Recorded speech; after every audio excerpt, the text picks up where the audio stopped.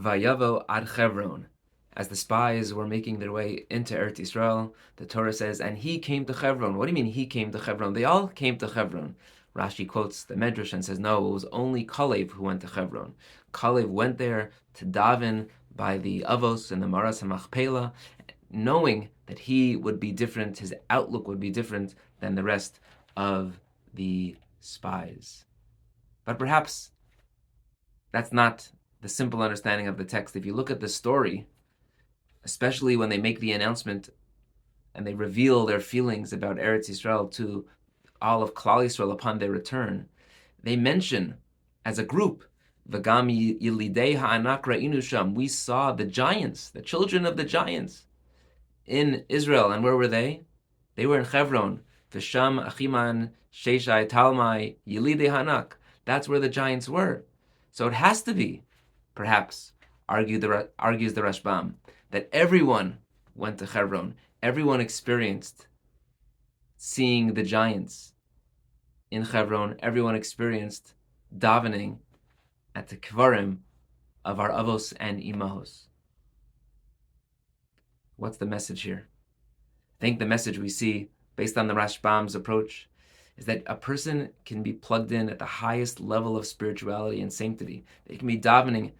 Chevron was the holiest city in all of Eretz Yisrael, certainly at that time. They're so connected, deeply emotional in this holy, holy place. And yet, the highest level of a person's sanctity is also the highest opportunity and danger of slipping. Everyone went. Everyone had an opportunity to pour their hearts out to the Avos and Imahos. But only one was able to maintain his determination, his steadfastness, his commitment to Eretz Yisrael and the mission that Moshe gave to them and the blessings, the promises that were made to Avram, Yitzchak, and Yaakov. And that's an important warning for each and every one of us as we continue our growth, our personal growth, our communal growth, our spiritual growth. There are many pitfalls that we encounter. And the greater things that we achieve, the closer we get to greater levels of spirituality, that's exactly when the greater challenges arrive. And for us, it's so important. It's a wake-up call to remember to always be on guard. That just because you're so close to the Kedusha doesn't mean you're immune. It's actually the opposite.